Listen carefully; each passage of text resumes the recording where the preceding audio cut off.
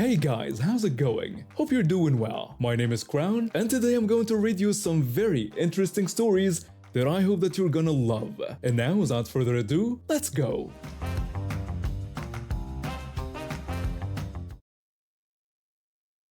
I've been renting apartments since I graduated college about 8 years ago.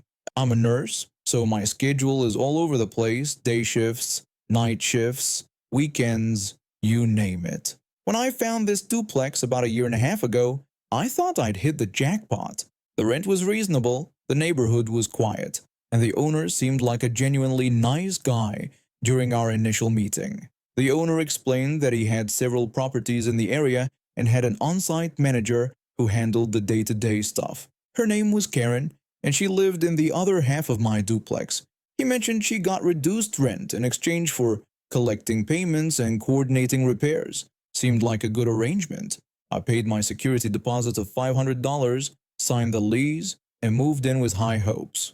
Those hopes died pretty quickly. From the very first week, Karen made it clear she had a problem with me. I couldn't figure out why at first. I kept to myself, paid rent on time, and tried to be a good neighbor.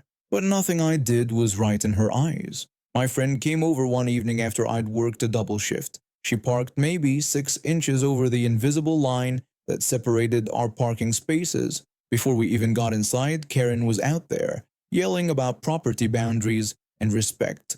My friend was so embarrassed she almost left. Then there was the noise issue. I worked night shifts 3 times a week, which means I sleep during the day.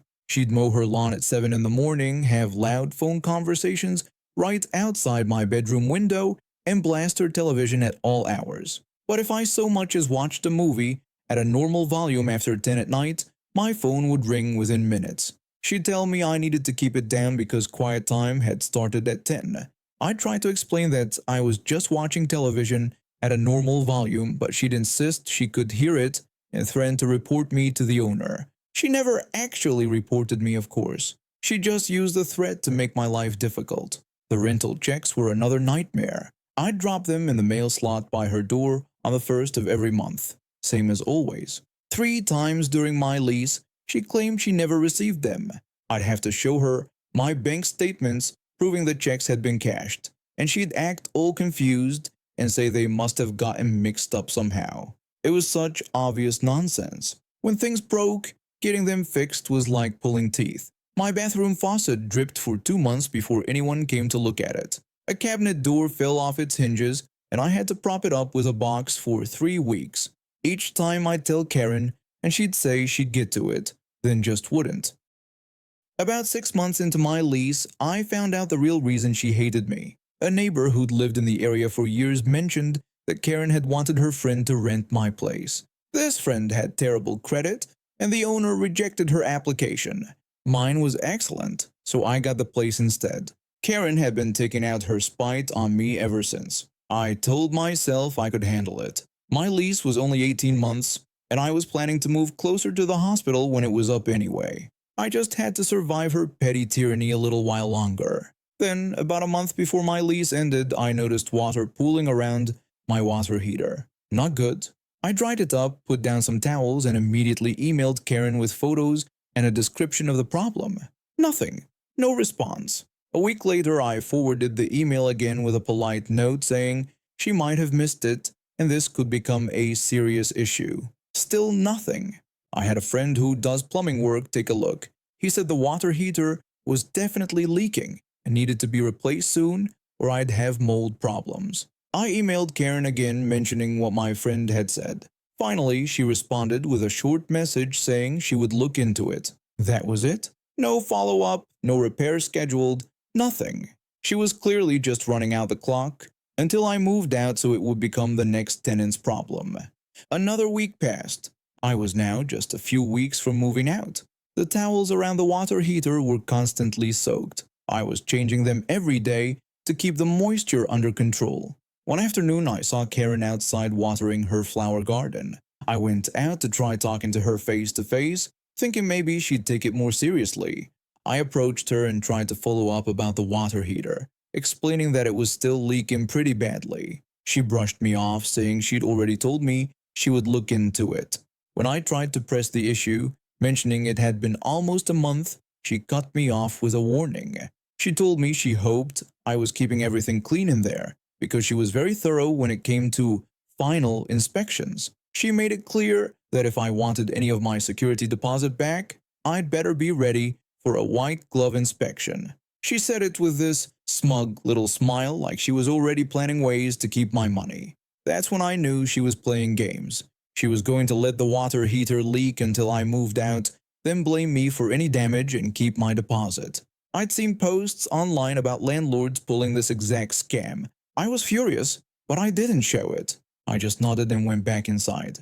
I started thinking about how I could get back at her for making my life miserable for over a year. Then, about a week later, I got lucky. I happened to see the owner walking through the neighborhood, inspecting one of his other properties. Karen wasn't anywhere around. An idea hit me like lightning. I walked over to say hello. I thanked him for renting to me over the past year and told him I really appreciated having a good place to live. He was warm and friendly, saying he was sorry to hear I was leaving and asking if I needed anything before I moved out. Perfect opening. I asked if he had a few minutes to come do the final walkthrough inspection, explaining that I was moving out the following week and wanted to get it done early. He agreed without hesitation, and we walked to my place together. We went through each room slowly. Everything was spotless because I'd been cleaning while I packed. He kept nodding approvingly, commenting on how great everything looked and how there were no issues. He mentioned that I'd clearly taken good care of the place. Then we got to the water heater closet. I paused like I was nervous. I told him I really hoped we could work something out about the water heater area because I've been trying to manage a problem. I opened the closet doors. The towels I'd put down the night before were completely soaked through. Water stains were visible on the floor around the base of the heater. I explained what I'd been doing to fight the leak, pulling up the sopping wet towels to show him. I mentioned that I had experience with mold from a previous apartment and that it was nasty stuff that could cause serious damage. He got very quiet.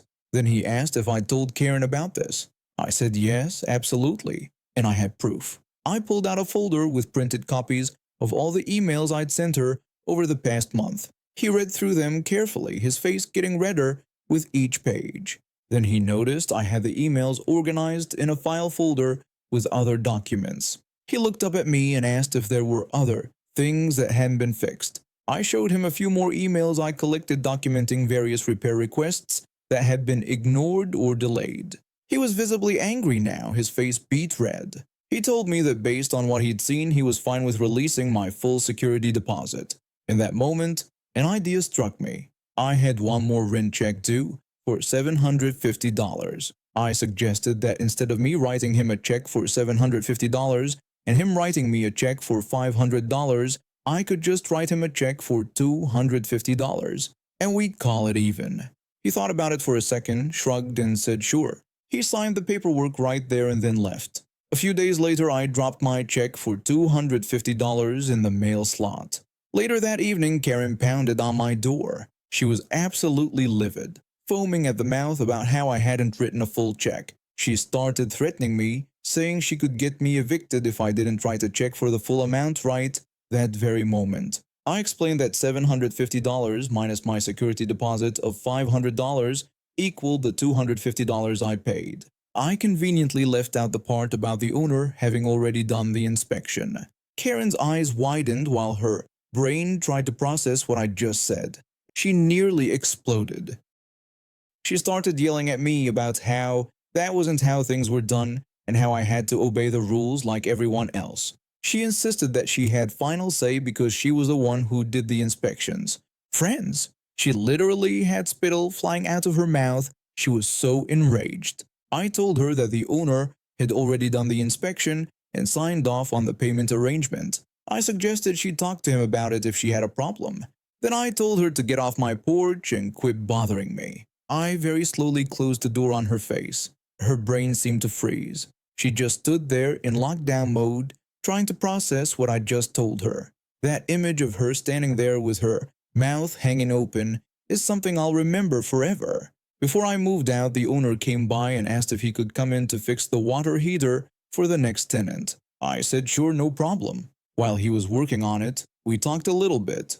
He mentioned that his daughter was moving into my place and that she was going to take over the on-site landlord duties. I asked what was happening with Karen. The owner simply said she was going to be moving out. She decided she couldn't afford to pay the full rent anymore. I didn't need him to spell it out for me. He'd fired her from the arrangement, which meant she'd lost her rent discount. Without that sweet deal of paying half rent, she couldn't afford to stay. She'd made my life miserable for over a year out of pure spite, and in the end, her own negligence and laziness had cost her everything. I moved out the following week with my full security deposit effectively returned and the satisfaction of knowing that Karen had finally faced what she deserved. My partner and I have been together for 4 years. We met at work, started out friends, and eventually things just clicked between us. He proposed 6 months ago, and we've been planning our wedding for next spring. Everything was going perfectly until we found out I was pregnant. Don't get me wrong, we were thrilled. We'd talked about kids before, but we didn't expect it to happen so soon. When I took that test and saw those 2 lines, I called him at work right away. He came home early and we just sat there staring at it together, grinning like idiots. But here's the thing about early pregnancy that a lot of people don't understand. The first trimester is risky. Miscarriages are common, and the thought of announcing our news to everyone only to potentially lose the baby later was terrifying. So when we told our parents and siblings at 8 weeks, we made it crystal clear that this information was not to leave the immediate family. We wanted to wait until at least 12 weeks to tell anyone else. My partner's family seemed understanding. His mom cried happy tears. His dad gave us both huge hugs, and his sister seemed excited too. She even hugged me and told me she'd be the best aunt ever. I thought we were all on the same page. Last weekend, we had a family dinner at my future in-laws' house. It was nice and normal. We ate, talked about wedding plans, and discussed baby names quietly among ourselves. His sister was on her phone a lot, which isn't unusual for her. She's always posting on social media, always documenting everything. I didn't think much of it at the time. Then last night happened. I was sitting on the couch watching TV when my phone buzzed. A notification that I'd been tagged in a story. I opened it and my stomach dropped. It was his sister doing one of those get ready with me videos from last weekend's dinner. She was showing her outfit, doing her makeup, typical stuff. But then, right at the end, she mentioned how excited she was for the family dinner that night and casually dropped that she couldn't believe she was going to be an auntie soon. She didn't say my name directly, but she tagged both me and my partner in the story. There was no mistaking what she meant. My phone started blowing up right away. Messages from co-workers, distant cousins, friends I hadn't talked to in months, even my old roommate from college. Everyone was congratulating me, asking questions, wanting details. I had over 50 messages within 10 minutes. I felt sick. We hadn't told our friends yet. We had a whole plan for how we wanted to announce it. And more importantly, we'd specifically asked everyone to keep this private until we were ready. I called her right away. I'll admit, I was yelling. I demanded to know what she'd just done and if she was serious. She acted confused at first, asking what was wrong. I told her about her story and how she'd just told everyone I was pregnant, even though we specifically asked her not to say anything. She tried to claim it was an accident and that she forgot. I asked her how she could possibly forget something we'd talked about literally last week, especially when she'd tagged us in the post. She insisted she was just teasing and that it was just a fun little post. I explained that this wasn't her news to share and asked if she understood that. I told her we wanted to wait, that we needed to wait. She apologized but said she didn't think it was that big of a deal and that people were just excited for me. I told her it was a big deal and that this was my pregnancy, not hers. I said she had no right to share it. She told me I was being dramatic and that I should just delete the messages if I didn't want to respond. That's when I lost it. I told her she was uninvited from the wedding. There was silence on the other end. Then she started crying. She asked if I was really kicking her out of my wedding over this. I said yes, that she'd violated our trust and made our private medical information public. I told her actions have results. She said I was insane and that she'd apologized. I hung up. Within an hour, my partner's parents were calling. his mom was first. She told me I needed to forgive his sister because she'd made a mistake. I explained that a mistake is forgetting to pick up milk, but this was intentional disrespect. She insisted that his sister forgot and that young people post things without thinking all the time. I pointed out that we'd told everyone 2 weeks ago not to share this news, and she remembered enough to mention it in her video. Then his dad called. He said I was ruining the family over a silly social media post and that people were excited for me, so I should be happy about that. I told him I was happy people were excited, but this wasn't how we wanted to share our news. He asked if I was really going to punish her by kicking her out of the wedding and called it cruel. I said what was cruel was ignoring someone's explicit wishes about their own pregnancy. He told me I was overreacting and that family forgives family. They kept calling, both of them taking turns.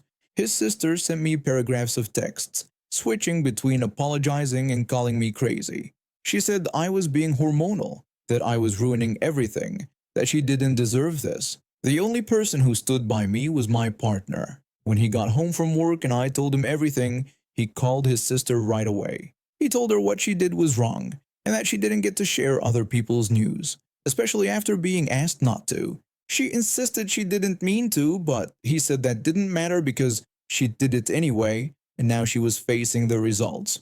His parents called him next, trying to get him to convince me to change my mind. He refused. He told them that if they couldn't respect us now, before the baby was even here, how could we trust them with anything else? This morning, his sister finally took the story down, but the damage is done. Everyone knows now. Our carefully planned announcement is ruined. My phone is still getting messages. His parents are still calling it an overreaction. They keep saying it's just social media, that I should be grateful people care, that I'm tearing the family apart over nothing. But I don't think it's nothing. She took something precious from us and made it about herself. She got her little moment of attention and didn't care what it cost us. The wedding is in 5 months. She's staying uninvited. My dad has multiple sclerosis, diagnosed some years ago. Some days are better than others, but he needs that handicapped parking placard. It's not something we talk about much because he hates feeling like he's being pitied. He can still drive most days, which he's grateful for, but walking long distances is getting harder. So there we were, the day before Thanksgiving, pulling into the grocery store parking lot. We needed to grab some last-minute stuff for dinner the next day. Turkey, stuffing mix, cranberry sauce, the usual. My mom had sent us with a list that was way too detailed, but that's just how she is about holidays. Dad pulled into the handicapped spot closest to the entrance. He has the placard hanging from the rearview mirror, clear as day. We were both tired. I just finished a brutal training session that morning and he'd been dealing with some bad leg pain all week. Before we could even unbuckle our seatbelts, this woman appeared at his window. She was probably in her mid-40s, wearing expensive athleisure clothes. She started banging on the glass. She yelled at him to roll down the window, demanding to know what he thought he was doing. Dad rolled it down, confused, and asked if he could help her. She told him he could help by moving his car because that was her spot. Dad pointed out that he had a handicapped placard and gestured to it hanging from the mirror. She didn't even bother looking at it. She said she didn't care about any stupid placard and that she was there first, so the spot belonged to her.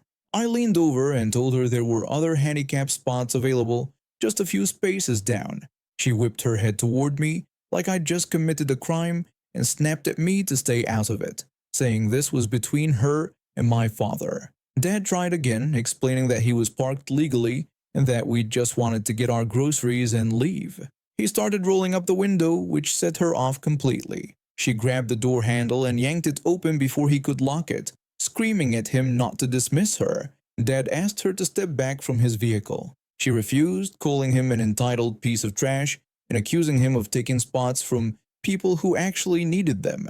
The irony wasn't lost on me. Here she was, clearly able-bodied, screaming about entitlement while trying to steal a handicapped spot she had no right to use. I could see there was no placard in her car, which was idling in the middle of the lane behind us. Dad tried to get out of the car, moving slowly because his legs were bothering him.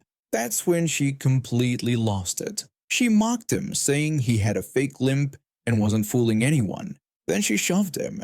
She put her hands on my father's chest and pushed him backward. He stumbled, catching himself on the car door. Something in me snapped. I was out of the passenger seat in a second, walking around the front of the car. My training kicked in. Stay calm. Assess the situation. Don't escalate unless necessary. I told her she needed to back away from him. She got cocky, asking me what I was going to do about it and calling me a little girl. She stepped toward me, getting right in my face. Her breath smelled like coffee and entitlement. I asked her one more time to step away from my father and leave us alone. She told me to make her. Then she shoved me too. Not hard, but enough.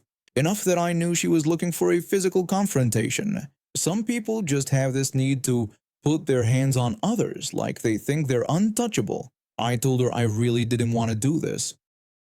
She asked what I thought I was going to do, claiming I didn't scare her at all. She raised her hand like she was going to slap me. That's when muscle memory took over. I practiced this exact scenario 100 times in the gym. Someone throws a sloppy right hand, you slip left, counter with your own right. It happened so fast she didn't see it coming. My right hook connected clean with her jaw. Not my hardest punch, but definitely enough. Her eyes rolled back and she dropped like a sack of potatoes, completely unconscious, before she hit the pavement. Dad let out a shocked gasp, and I quickly reminded him that she'd assaulted him first and was about to hit me. I told him it was self-defense, plain and simple. Several people had gathered around by this point, some filming on their phones. An older man jogged over and announced that he'd seen the whole thing.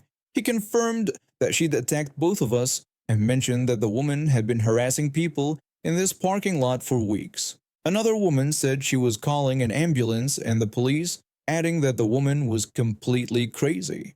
Karen started coming to after about 30 seconds, groaning and holding her face. When the police arrived, things got interesting. It turned out multiple people had complained about her harassing them over parking spots before. The store manager came out with security footage showing her shoving my dad. One officer approached me while his partner dealt with Karen, who was now crying and claiming she was the victim. He asked me if I was a fighter. I confirmed that I was on the amateur circuit, mostly local fights. He nodded and said it was a clean punch, textbook self-defense from what he could see. He explained that she'd put her hands on my father first, then on me, then attempted to strike me, and that multiple witnesses had confirmed everything.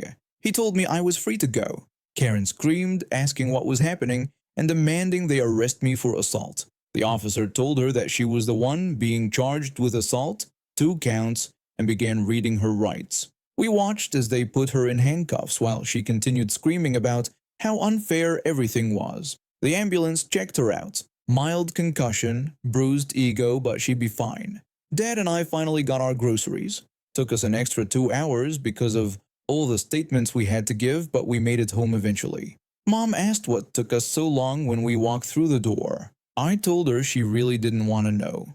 Dad just smiled and started unpacking the turkey. We decided to tell her after Thanksgiving dinner. No point ruining the holiday with that story. The next week I got a call from my coach. Someone had posted the parking lot footage online, and it went viral. My gym's been flooded with new membership inquiries ever since. Karen's lawyer tried to sue me. Case got thrown out immediately. Turns out picking fights with trained fighters in parking lots isn't a winning legal strategy. There's this Karen on the board who lives 2 houses down. She appointed herself the unofficial neighborhood watch, except instead of watching for actual problems, she spends her time nitpicking every tiny thing anyone does. It began with a letter in our mailbox. Our mailbox was the wrong shade of black. Not kidding. We had to repaint it to match some specific color code from 1987. Then it was our trash cans. We'd left them out an hour past the designated time on a Tuesday. Another letter. Then our holiday lights stayed up 2 days into January. Another letter. My husband tried to be diplomatic at first. He'd smile and wave when we saw her. He even brought cookies to one of the board meetings to try and smooth things over. But Karen wasn't interested in being neighborly. She was interested in control. The real trouble started when we installed a Ring camera on our front door.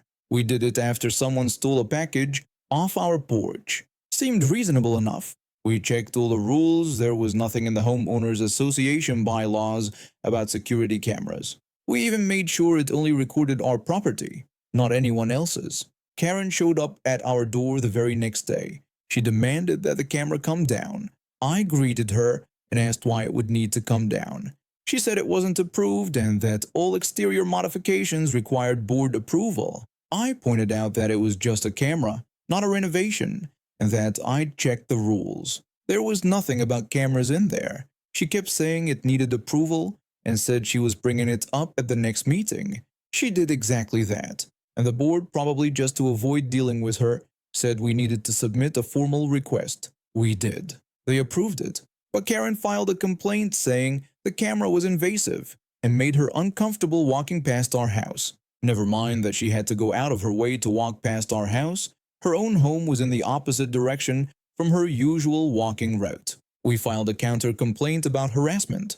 Then she filed another complaint saying our wreath was too large. We filed another one documenting every time she'd stopped to stare at our property. This went back and forth for months. Our file with the board must be 3 inches thick by now. Yesterday was the final straw. I was in the kitchen making lunch when my phone buzzed. It was a motion alert from the Ring camera. I pulled up the app and there she was. Karen was standing on our porch, reaching up toward the camera. Not just looking at it, actually touching it. She was trying to lift it off the wreath we'd hung around it for fall decoration. I dropped my phone and ran to the front door, yanking it open. I demanded to know what she thought she was doing. She jumped back, but she didn't look embarrassed. She looked annoyed that I'd caught her. She claimed the wreath was blocking the camera's view and said it was a safety hazard. I told her it was my camera on my property and to get her hands off it. She tried to say she was on the board and had the right to inspect things. I cut her off and told her she had the right to inspect nothing. This wasn't a board matter. This was her trespassing and touching our property. She said she was documenting everything for the next meeting, including my hostile attitude. I asked her about her hostile attitude. She was the one messing with my security camera. I told her to get a life and stop obsessing over what we were doing. She crossed her arms and gave me that smug look she always does. She said there was no need to be rude. I told her I was just getting started. She had no business touching our property, none whatsoever. And while we were at it, she needed to stop walking past our house 10 times a day looking for things to complain about. We were done with her harassment. She acted shocked and asked if I thought this was harassment. She said I didn't know what harassment was and to wait until the board heard about this. I fired back that the board was sick of her too. Everyone in this neighborhood was sick of her. That got her attention. She asked how I dared say that to her. I said no, how dare she? We'd been nothing but civil, and she'd made our lives miserable over nothing. A mailbox color? A wreath? I told her to get over herself and go screw herself. I went back inside and slammed the door. My husband came out from his office and asked what happened. I told him to check the camera footage. We watched it together. Clear view, her reaching up, trying to remove the camera. She'd actually had her fingers under the mounting bracket. My husband pointed out that was destruction of property, or attempted anyway. I said I was sending this to the board, and I was sending it to everyone else in the neighborhood too. And I did. I posted it in the neighborhood social media group with a simple caption about catching a board member on camera attempting to remove our security device. The comments started rolling in within minutes. Turns out everyone had their own Karen stories. The family across the street got cited for their kid's bike being on the lawn. The couple next door got a letter about their garden gnome being garish. Someone even commented that Karen had tried to ban wind chimes. This morning there was an emergency board meeting. Karen was asked to step down. She refused, but 2 other board members resigned in protest of her behavior. The remaining members voted to remove her. She hasn't walked past our house since. I've been working as a fitness trainer for about 6 years now, and I love what I do. About 2 years ago, I got promoted to lead trainer at my gym. There are 2 of us in that role, which my boss thought would help keep things running smoothly since we're a pretty busy facility. The other lead trainer handles most of the morning shifts while I cover afternoons and evenings. When I first started at this gym, one thing that really stood out to me was how seriously my boss took creating a focused workout environment.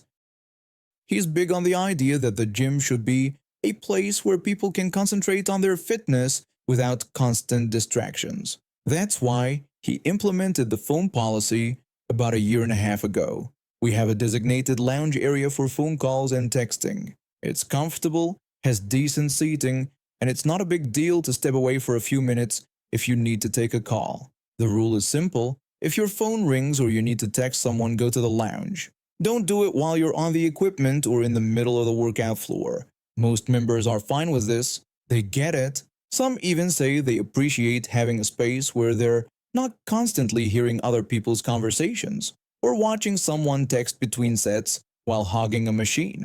The policy is clearly written in the membership contract. Everyone signs when they join, and we have signs posted around the gym as reminders.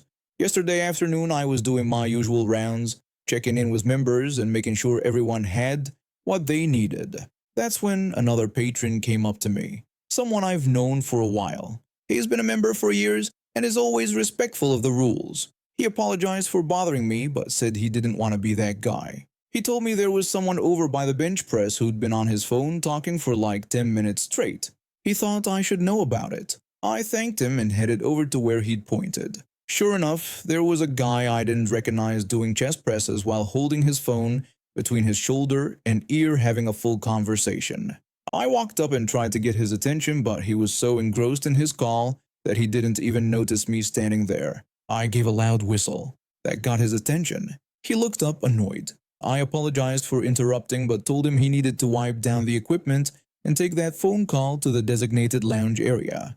I explained it was gym policy. He stared at me for a second, then waved his hand and told me to get lost. Then he went right back to his conversation like I wasn't even there. I felt my jaw tighten, but I kept my cool. I whistled again, a few more times until he finally stopped talking and looked at me with obvious irritation. He started asking me if I hadn't heard him, but stopped mid-sentence. I could see the recognition dawn on his face. He'd finally realized I was wearing the lead trainer shirt with my name tag clearly visible. I asked him again why he felt entitled to ignore me when I'd asked him to follow gym policy. He stammered for a second, then tried to recover. He told me he was talking to his doctor and that it was important. I said that was fine, but he could continue that conversation in the lounge since that's what it was there for. He insisted again that it was his doctor. He held up his phone screen, still on the call, like that would prove his point. I looked at it. The contact name read Lovely Kitten. I asked him who Dr. Lovely Kitten was because I'd never heard of them. His face went red. He opened his mouth, closed it, then looked down at his phone. Without another word, he ended the call. Then he grabbed a towel and started wiping down the bench, the bar, and put all the weights back on the rack. The whole time he wouldn't make eye contact with me. When he was done, he walked past me toward the lounge without saying anything. I watched him go, then went back to my rounds. About 20 minutes later, I saw him leave the gym. He didn't even finish his workout. The thing is, I don't enjoy calling people out like that. I really don't. But the rules exist for a reason. When you sign up for a membership here, you agree to them. It's not complicated. If you need to use your phone, there's a whole room dedicated to it. You're not being asked to leave the building or cut your call short. Just step away from the equipment so other people can use it, and so you're not disrupting everyone else's focus. My boss implemented a 3-strike system with the phone policy. First time, you get a warning and are asked to move to the lounge. Second time, you're asked to leave the gym for the day. Third time, your membership gets terminated. It sounds strict, but we rarely have to enforce it beyond the first warning. Most people are reasonable once they're reminded. I checked in with the member who'd originally brought it to my attention later that evening. He thanked me for handling that situation and said the guy had been driving him crazy. I told him it was no problem, and that's what I was here for. He asked if I thought the guy would come back. I said if he did, I doubted he'd be on his phone on the workout floor again. The next day, I mentioned the incident to my boss during our morning briefing. He just shook his head and laughed, commenting on the Lovely Kitten name. I agreed and said I'd almost couldn't keep a straight face when I saw it. He told me it sounded like I'd handled it well and to let him know if the guy gave me any more trouble. And now we have reached the end of today's stories. Thank you for watching, and see you next time.